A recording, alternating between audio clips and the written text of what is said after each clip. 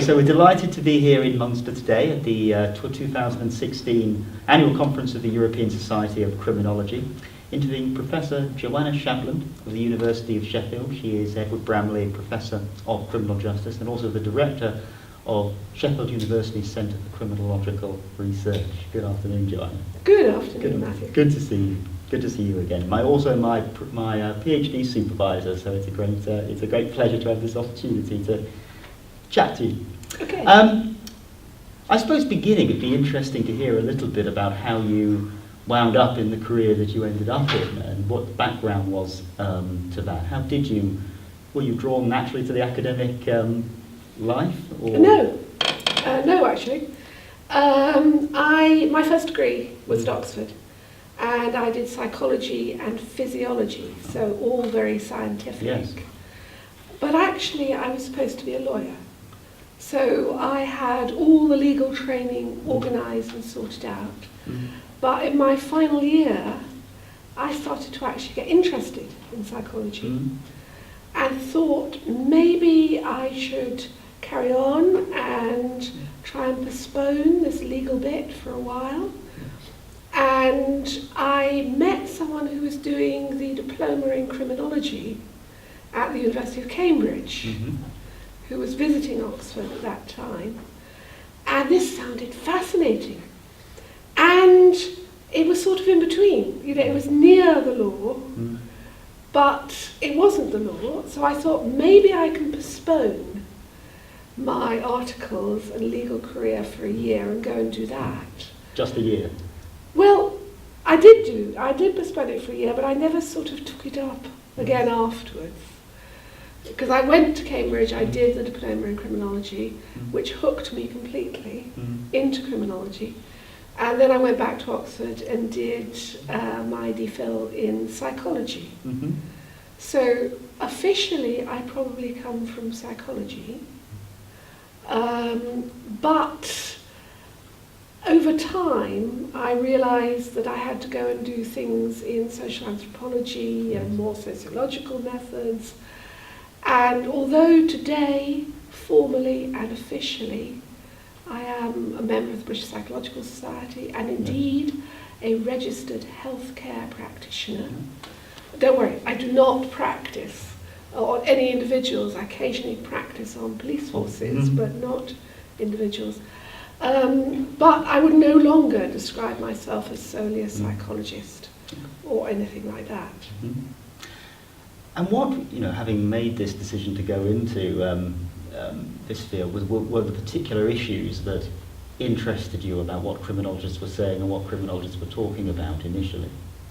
Well, while I was an undergraduate, I used to go and help out in summer schools for kids in deprived areas in the north of England, which the teachers of the schools would not run summer schools in because the kids were too difficult, problematic, etc. And so we as undergraduates, I don't know why anyone thought we could do it, we went and did that, and it was in some very, very poor areas, which were also red light areas, and areas where gangs were operating. And so the houses we stayed in, which were condemned houses, it was all very much living with the people and trying to help out and paint old ladies' homes. And if you missed, you painted the old lady's dog, which was more unfortunate, but never mind. And try and look after the kids and all that sort of stuff. So it was very much about deprived areas. And about young people in those areas. And that's what I went back and did as my doctorate later on at Oxford. So that's where it all started, really. Who was your supervisor at Oxford? I don't think I've ever asked you. Okay, it was a guy called Geoffrey Gray, who unfortunately is no longer with us, but who then went off to the Maudsley Hospital. And he had really eclectic interests, so he was particularly famous for neuropsychology and for what different bits of the brain did, which was done on rats and so on. So every supervision, white coat, White cuddle a rat. But he also... Did you really cuddle a rat? Yeah. You did? I like rats, yes. But you have to tame rats. Yes. You can't, otherwise they're just ferocious and Mm. difficult. But he also did a lot of work on child psychology and learning theory because he'd spent quite a lot of time in Russia. Ah. And Russia in those days was very much at the forefront of child psychology and how people learnt and personality and so on. So that's why. Knowing how much I learned from you as my PhD supervisor, which a great deal, what would you say were the sort of the key values, interests, ideas that he imbued you with as his student, that you've taken forward? That he did? Yes. I suppose the interaction between the individual and individual differences, which is what my doctorate was about, and the social around. And it became quite clear. I was working in a school in, well, Oxford doesn't really have deprived areas so much, but in one of the worst areas of Oxford. And the kids had almost no opportunities there because the housing estate had been built outside the ring road. So there were almost no shops. It's the same as the pattern of housing we've done throughout Britain, and indeed what happened in France and other countries. And so what was key was how the individuals reacted to their social setting. And it remains the case, as from the very early days of criminology, there was a book, I think maybe an article called The Good Boy in the High Delinquency Area. And that's still true, that the majority of kids, however awful the area, actually do not go on to any kind of serious delinquent career. Everybody does something awful when they're young. But very few actually go on and get into really serious stuff. And there it tends to be about particular things that they're not managing at school, have really great family difficulties, all those sorts of things. So the people around them, really. Absolutely. And from Oxford, you've been completed your PhD. What was the next step then? Is staying in Oxford or? It's never possible to stay in these lovely places. No. For long. So, well, one looked for adverts, and there was an advert for a research fellowship at King's College London. So I applied for it, and I got it. And it was a really weird research fellowship, because it was a postdoc to do anything you wished to do with the concept of crime. Just a little bit broad then. Just scary, scary. And it was particularly, it was quite difficult because at the time King's College did not have social scientists. Oh, right. Hardly at all. They'd had a few people in education but nobody else. Therefore it had no tradition of empirical work. And I in fact ended up in the philosophy department but taught for the law department. But decided that given there were no research expenses, I needed to do something really close at hand. And I really wanted to go on doing empirical research. So kids were out. There were no kids near the Strand. But what there were near the Strand was barristers. So I decided to do a study of barristers and then solicitors, and what they did in terms of mitigation. Mitigation is the speech usually given by the lawyer on behalf of the person that's been convicted between conviction and sentence. So I looked at what they did, what they said in magistrates' courts and the Crown Court, which is the court for more serious offences in England. And I also looked at what individuals who were not legally represented said. And the answer of the last is almost nothing.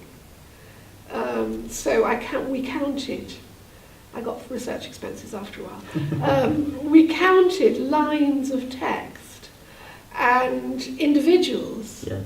would perhaps say only 2-3 sentences. And a barrister would go on for at least a page and a half of typed out litigation speech. And it was because that individuals have real difficulty in apologising on behalf of themselves and saying that they are about to become somebody different. You have a problem in identity management if you are the person that did the act, which you're really sorry about. Yes. But you can only say sorry a few times and then it's protesting too much. And what you need to do is to say how you're turning your life around, but for that you almost have to get out of yourself. So it's a really difficult speech process, if you like. It's a very complicated thing, I imagine, for the average person making this kind of speech on their own to put together. Yes. And that's really what started me off on mainline research ever since, which is about how lay people do or do not, mostly do not, get on with criminal justice in different ways. Because I was about to say that is a large theme of all of your work, isn't it? Yeah. The interaction between the average person and the criminal justice system, the professionalisation and so on. Yes. So that was King's, Yes. and it was all about barristers, Yeah. who are quite different from kids, actually. In many ways. In many ways. Yes. But then I was asked if I wanted to come back to Oxford, to the Centre for Criminology, which was then I think called the Centre for Criminological Research, actually, in Oxford.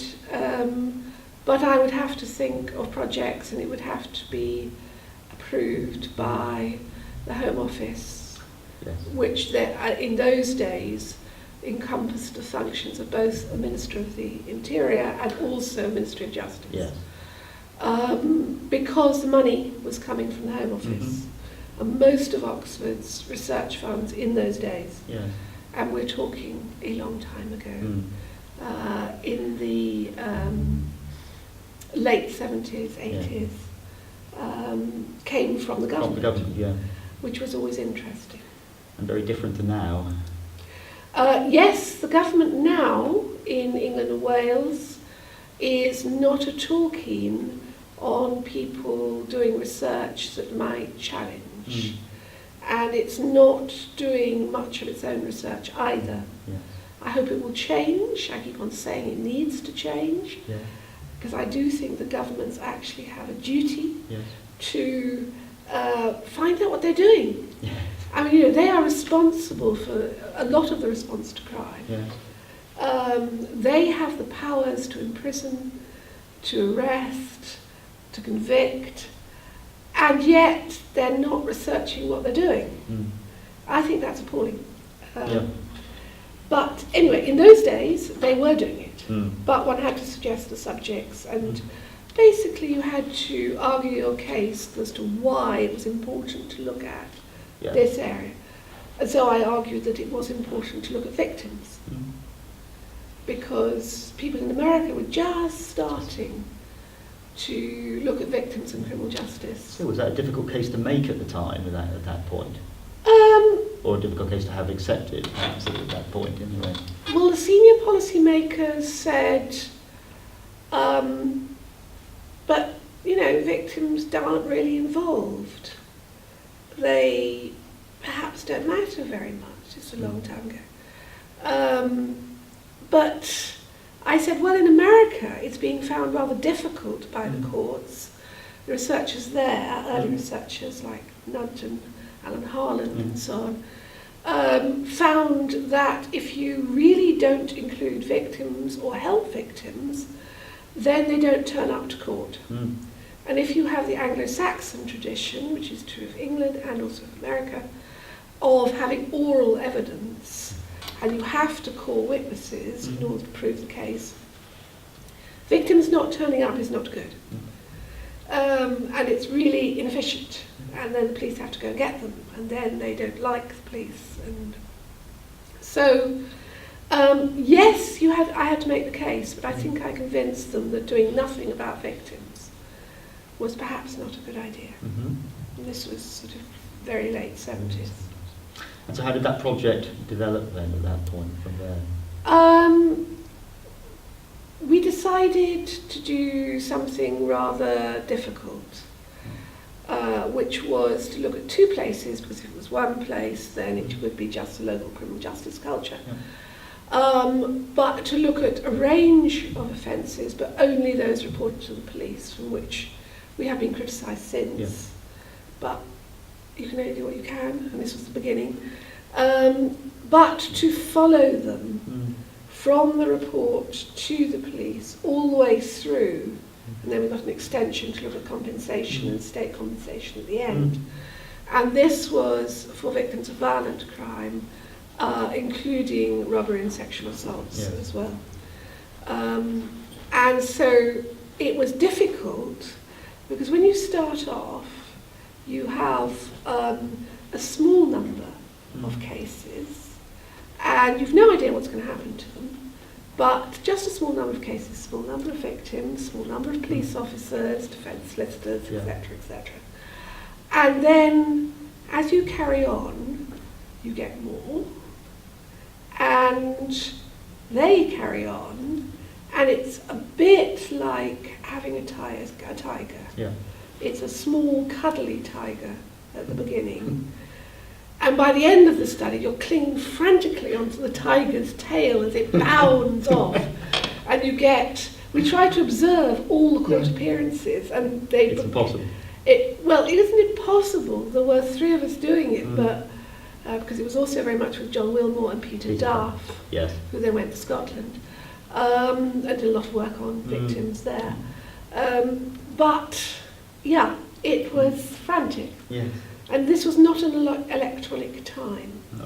So this was a matter of very large numbers of paper files in cardboard boxes, which every now and then fell over and completely ruined the filing system. But there we are.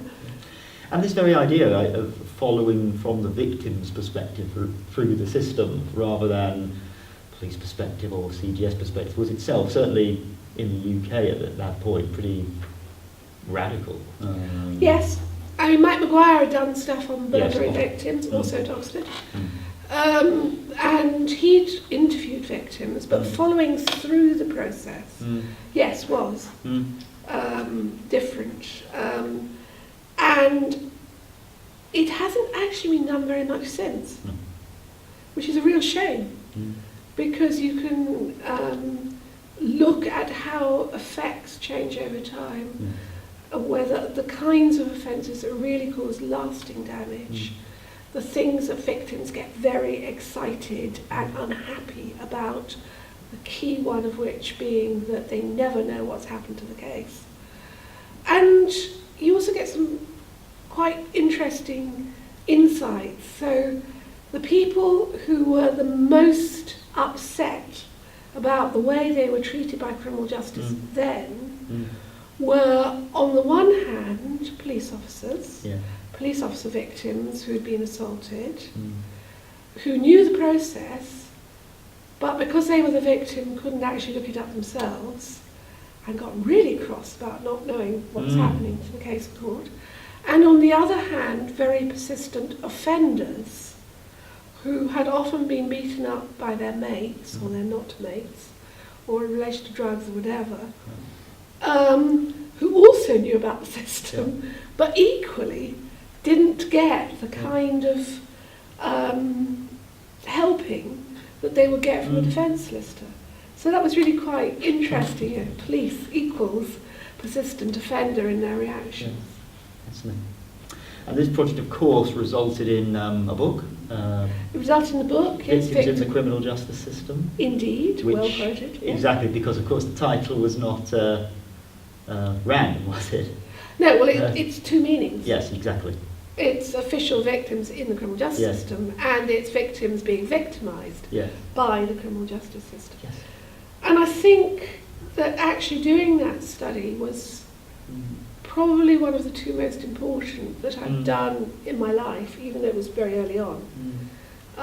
Because although it had almost nil effect on actual policy for a very long time, like 20 years.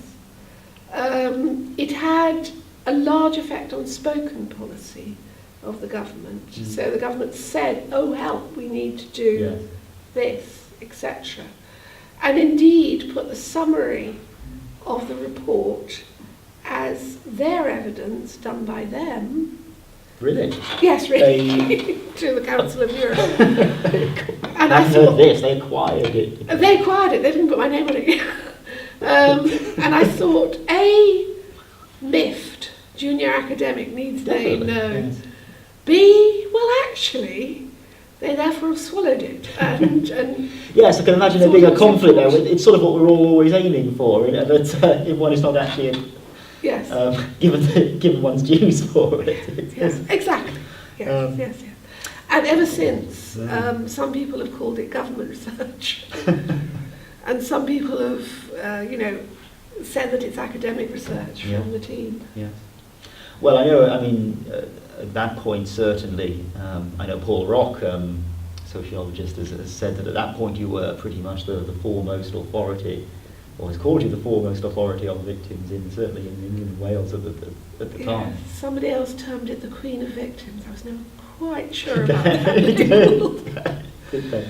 Because it was also because I went and talked in other countries, and it became quite European, particularly to the Netherlands, and then I was put on the Council of Europe committee on victims, which produced a convention and 2 recommendations, as a consultant expert, i.e. a researcher type person. Yes. So incredibly, and of course, everyone still cites that book, even though it is now, how old? Gosh, what year is it? 86? It published 85? in 85. 85. Yeah. Okay, yes. I'm ancient. No. But, okay, so following the publication of the book, and following that project and so on, where did your career take you next? Well, I stayed in Oxford. You did? And thought of new projects that might fascinate or not the Home Office, and did work on something that was published as Policing by the Public. And that was all about how ordinary people pick up on crime or don't, what they report and why, what happens in different areas, and relations between police and public, really. And it was done in rural areas and in urban areas and so forth. So that was then, and then I thought, well, I've been in Oxford a long time, and perhaps I ought to get a proper job, because all of this, of course, was contract research. Yes. So not permanent. Not permanent. At all. But there were no proper jobs at all. There was an academic freeze, and if you have an academic freeze, and it's still the same today, what happens is that departments retreat to their core. And the core of law is not criminology. And therefore there were no criminology jobs at all for about 6-7 years. So I thought, oh dear, this is difficult. So I went and asked various centres of criminological research around the country whether they might be interested. And Sheffield said it would be. So I didn't know that. So you actually approached them I approached initially? 4 universities. Yeah. Okay. Because there were no jobs. Yeah, that's what you had. You know, and one has to pay the mortgage, and by that time I was married, and so forth. Yes, I approached them. They were wonderful, and said I could come. Well, they all said I could come there, but Sheffield offered to underwrite my salary for a year, although they would like it if I got my salary funded through grants, but I didn't have to. And I thought this was an amazing vote of faith, actually, in criminological research in general. because it was a law school, though it had always been one of the original centres of criminological excellence in the country. So I went to Sheffield. Yes. So I said to my husband, we are going to Sheffield, I would like. And he went, and I said, it has hills, you know, like Scotland. My husband is Scottish. Okay, yes. He went, all right. Yes. And then he said to the civil service, because he was a civil servant, my wife is going to Sheffield. And they went, to their credit, this is a challenge. This is a good challenge. Oh, it's nice they saw it that way. Yeah, absolutely. You know, normally it is our female employees whose husbands are moving and so forth. Yeah. And now we are supposed to find a move for a man. This is going to look good for us if we do it. Oh, I see. Yes. Yes. So they did. They found a post for him in Nottingham, which is relatively near. Within 6 months of me moving to Sheffield, which I thought was good. Yeah. One of the few good gender type things that have been happening then. Well, yes, and I think we'll touch upon those a little later and your views on them, because, as you say, you very much progressed since those kind of, well, we'd like to think it progressed since those kind of issues. Okay, so move to Sheffield then. Yes.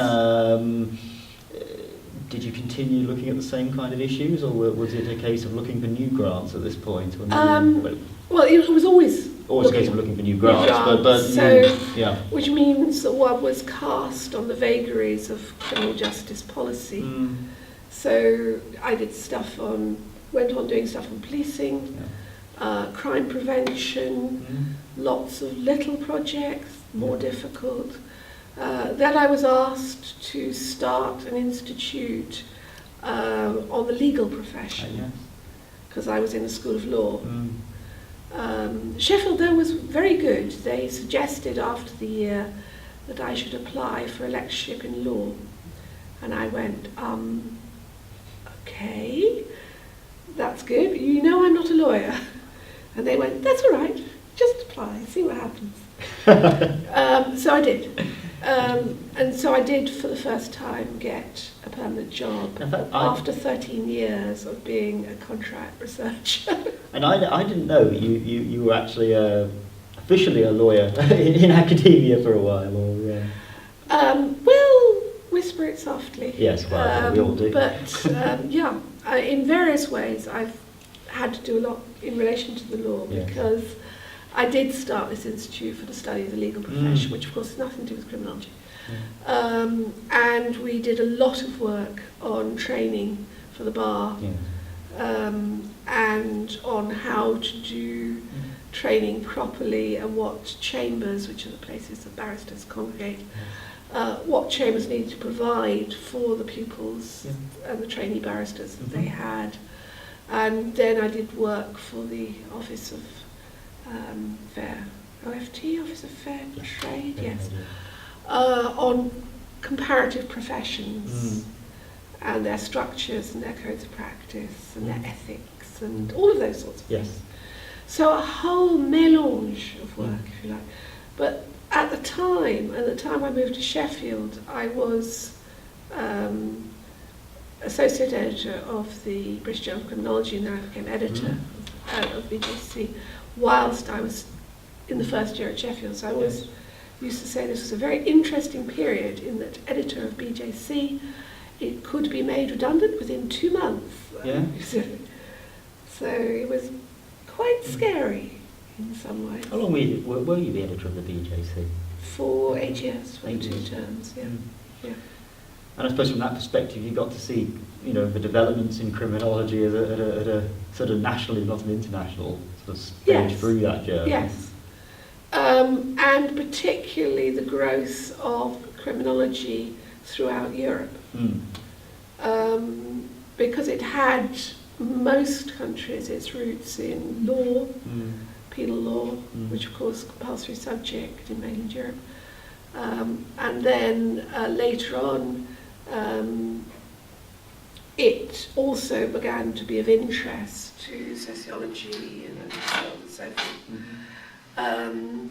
But it's remained very much for a number of countries based within the law, and that's affected its development because it's been very much criminal justice focused, with big sidelines in theory and in crime prevention, with the rise in mayors and the European-wide interactions between mayors and the forum. European Forum that developed and so on and so forth. So yes. Well, so apart from outside the legal centre, Centre for the Study of Legal, sorry, the Institute for the Study of the Legal Profession, what else were you developing at the time, and what topics were the key areas of interest for you? I'm a jack of all trades, a master of none. Well, no, sorry, I know the first bit. I would deny the second, it's right. But you can be critical, it's not a problem. So I've always tried to keep going quite a number of different lines of research, which has become increasingly difficult because I think that criminology is becoming more and more split. And as a result, people are not necessarily talking to each other. So you're getting similar phenomena in different areas, in different subject areas, different topics, but actually they could really benefit from talking to each other and working out whether this theory could actually apply there and so on. So for a long time now, I've been keeping going with lay people in criminal justice and keep on coming back to victimology. More recently, I've been working with Tony Bottoms on desistance, which is the study of persistent offenders giving up crime and the struggles that they have in doing that, which, if you like, is ordinary people trying to get out of criminal justice rather than trying to get into criminal justice. But I also have, for a long time, had an interest in the informal economy, which I suppose is about individuals, but also businesses doing informal, not legal things, often alongside the formal and legal things that they do, because there's a complete intertwining of structures, trade routes, accounting, all sorts of things. So all of those, all of that stuff, if you like. And then combining, if you like, the interests in victims with the original interests with offenders and self-taught literacy in boys that I did for my doctorate. In looking at restorative justice, which was a very big project that I did from 2001. So I wanted to ask about this because, of course, this is the major Home Office study or evidence base that they've used to, which is now bearing fruit in the sense that they are moving further and further towards restorative justice. Yes. One of the rare cases where stuff is evidence-based. Yes. Yes. Yes. It was a tender. Yeah. We thought it was interesting but scary because it was another tiger type study. So you were looking at 3 schemes and you were trying to follow through again. So you were looking at trying to attend, observe all the direct meetings in these 3 schemes in lots of different parts of the country with, a bigger team of researchers, but they still typically will be on the same day at the same time in the north and the south, if you like. But also interviewing victims and offenders, and then subsequently looking at reoffending in official records and all that sort of thing. And we produced lots of reports because I thought the problem with working for government is that if you produce findings they're not expecting, even if you drop them hints as you go, which is the wise way to do it, don't startle them, then they tend to hang on to those results and not publish. And I was trying desperately to think of ways of making sure it got out, because I really did feel an obligation. Of course, yes. Well, to the victims and the offenders, actually, who had put up with us all this time.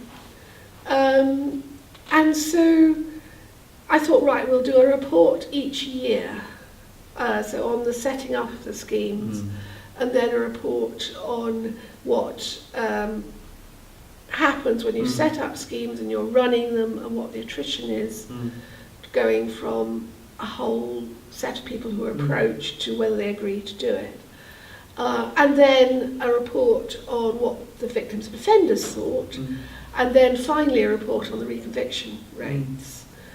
And I thought, well, I can't sit on them all the time, although they did try.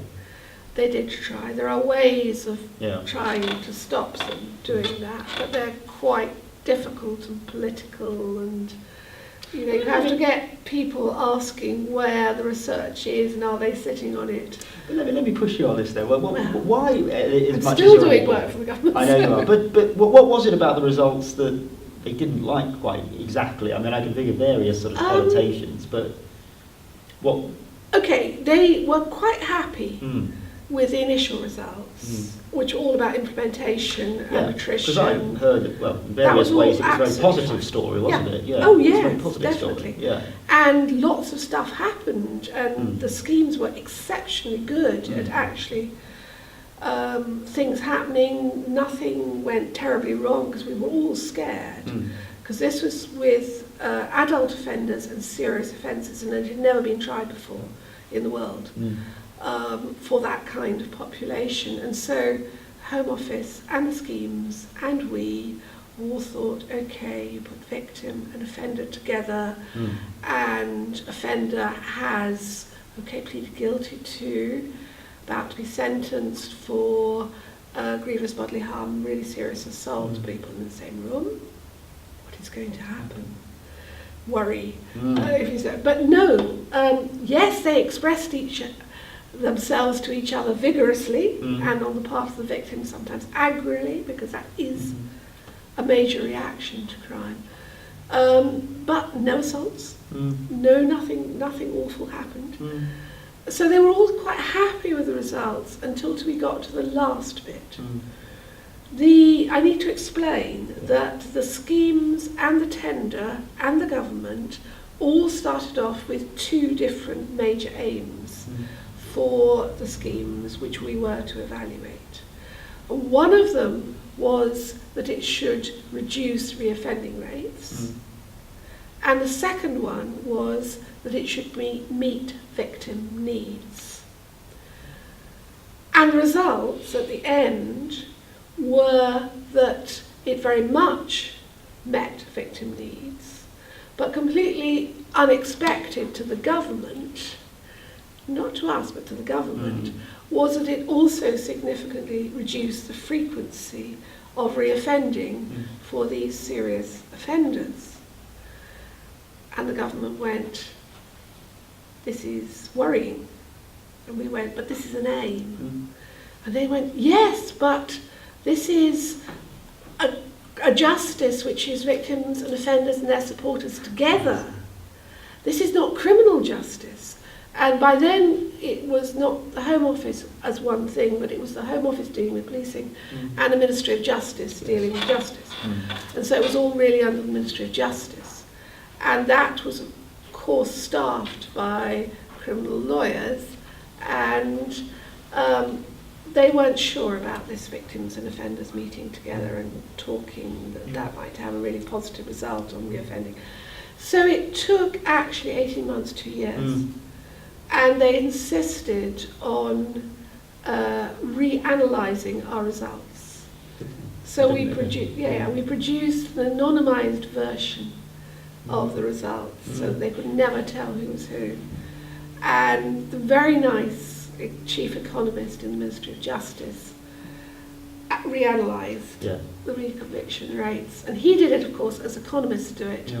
with lots of formulae. And I did it like social scientists did it with computer programs. And we came to the same result, to about 0.2%. And we agreed that given that we'd done it completely differently, got the same results, the results were real. Rigid. Yeah. And at that point, which is very much to the credit of the politicians, they decided these results were real, and maybe they ought to change their policy. So they did. Which they did, yes. And then guess what they did?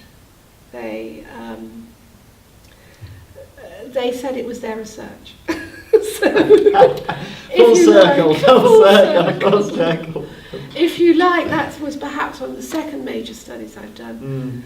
And both of them, this is now known as the Ministry of Justice Research. Yeah. So they've adopted it, which is fine. But maybe this interview might well help to publicise your not inconsiderable involvement in the British Society of Criminology gave me its Outstanding Achievement Award in 2013, largely for that research. So I have no objection. And that sort of moves us neatly on, really, to you've mapped out some of your considerable achievements over time. Perhaps if we move slightly to the challenges you found along the way, some of which you've actually alluded to already, but when you reflect back on the state of criminology and academia, I suppose now, as to how it was when you started and the bumps along the road, what would you say have been the key difficulties you've had to face personally and professionally? I'm known as someone who's done quite a lot of research funded by the government, though also actually by the Research Council and lots of other people as well. And doing government research or research funded by the police or whatever, as I am at the moment, is difficult. It's always difficult, it's always challenging, it's always a political tightrope. On the one hand, your radical friends say that you've sold out to the establishment and you could never do anything critical. But of course you do things that are critical.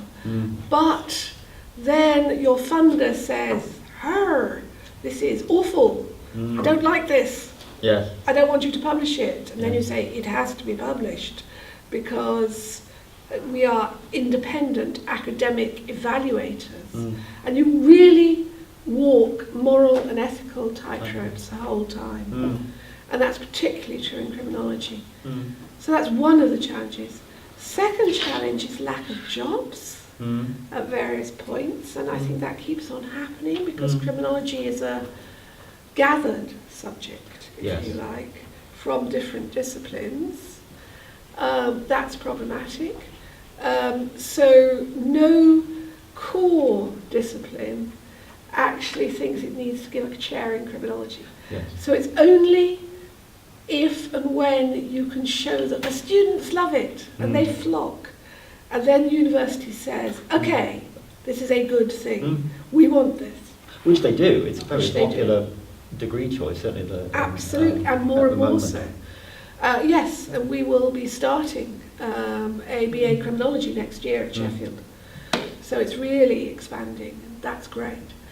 But also there are challenges, there are gender challenges as well along the way. They started off with a wonderful experience when I was trying to interview a judge, a very senior judge, in the then in the upper echelons of the English judiciary, whom I'd written to as Dr. Shapland. And I opened the door to come in, and he almost had a fit. And he said, I must never, ever put my name as Dr. J. Shapland, because that meant I would be a man. And then he wasn't expecting a woman. And I sort of said, well, it is actually possible for women to do doctorates, even in subjects relatively close to the law. So that was, there was a lot of that. And when I did research on the police at that time, there was a lot of police sexism. Yeah. racism As we know, yes, certainly. happened Yeah. then, it changed. It changed dramatically. Mm. But equally, in academia, I'm of an age where there were very few senior women academics. Mm. There was one really senior professor in Birmingham at the Institute of Judicial Administration there. But I was the first woman professor of criminology and criminal justice at Sheffield. Yes. And I was then the first woman head of the School of Law. Yes, I know, even though not a lawyer. When I became that, Yes. about 8 years ago. Saying that was 8 years ago. Yes. Yeah, I know, and that was still the Yeah. case. Law has been very bad on gender balance. Yes. Not now, but for a long time. And I do think it was difficult, Yeah. really difficult, being taken seriously in university committees. It was the row of suits, you know, Yeah. and then the one person with her hair up and not wearing a suit. But of course, we still see the problem that yes, there are a lot more female early career and academics, but there still seems to be an issue with them. They're not working their way up, or at least at the top. Yes, you still see there the is. disparity. Yeah. Yes, there is. And it's not just true in academia, but in all Yeah. kinds of professions as well. And what's driving it has been well researched. But I'm involved in mentoring more junior female academics from other departments in Sheffield, as well as obviously my colleagues. But I think it's true what the research says, which is that women don't like blowing their own trumpets. So interviews like this are slightly difficult. And doing one's CV, as one has to these days, to say one is wonderful Yes. and has done really innovative research, and this keynote presentation, and Yes. that one, and Yeah. all the impact one has had. It's very much about selling oneself. Selling, and yes. Yes. Women don't like selling themselves terribly. And if women really do go over the top in selling themselves, it's not seen as good either, honestly. And you're called brash and arrogant and assertive. Luckily no longer aggressive. But that sort of thing still happens. Absolutely. Absolutely. Although interestingly, both criminology and law, and indeed sociology, there are more women students than men. Yes. There are more women early career academics than men. Not so sure about psychology, but maybe so too there. So it's strange, but I think it's going to take another 10-15 years for there to be an equality in respect, if you like. Certainly.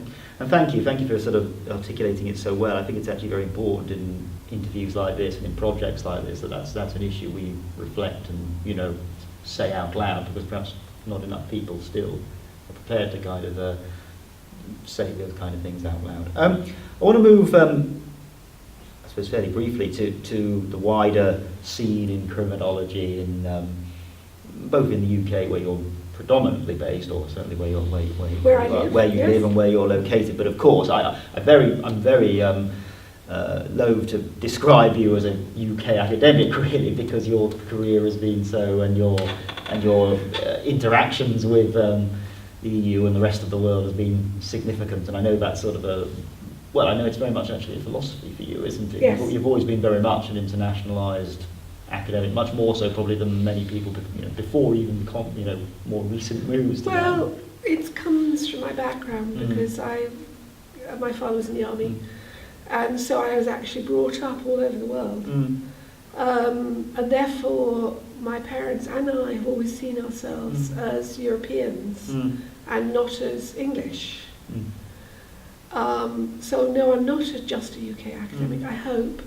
It is particularly difficult at this precise moment in time. Indeed. Because of Brexit. Yes. and like everyone else, I have no idea what is going to happen. No.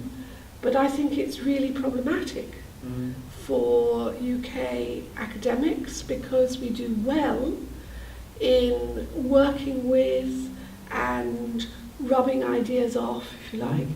Not robbing ideas, but mutually discussing Indeed. ideas with our European colleagues, Yeah. and particularly at events like the annual conferences of the European Society of Criminology.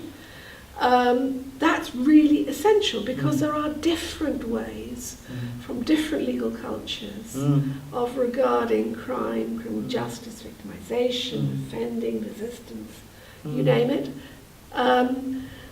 But what I worry about is that we're entering an era of isolationism in lots of different ways. We've seen what it did to American criminology and the retreat into large databases by most American criminologists, which are still there, and how that has, in my view, impoverished research in America. I worry that we're going to see a similar isolationism either from the part of mainland Europe or on the part of the UK. And that all the kinds of structural means which underpin European cooperation in research and academia are going to vanish or be much more difficult, like Erasmus programs and EU grants, which require you to have at least 3 or 4, whatever it is, partners from different countries. And how we get over that, and how we, I think we're going to actually have to take a stand and talk to the relevant governments and international bodies and say, this is not going to help anybody. We need these international programs. And I'm not saying this because I want EU money. I'm really not. I have had EU money and it's been great, but not that.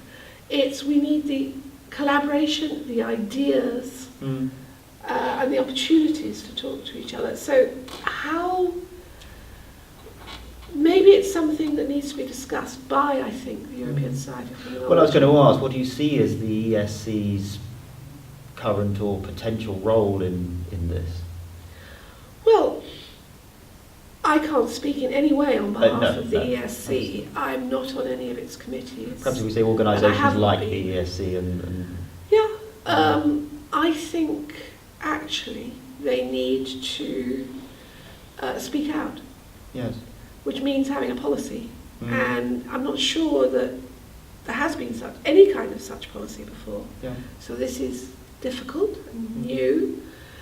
But just as the ESC has welcomed participants from countries outside the EU, and even many participants in this conference from the US and Australia and so on, so I think it's absolutely crucial that we all speak out and say, we want to continue being international and talking internationally, and not define our Europe by whatever may be the political boundaries of the time, whether they be the Schengen boundaries or the EU's boundaries or EFTA's boundaries or all the other kinds of organisations we're going to have in the future. But actually, we want to be together. I think that's crucial. I think that's probably an apt moment to conclude the interview. Thank you very much, Matthew. Professor Shapland, thank you very much for talking to us today. Thank you.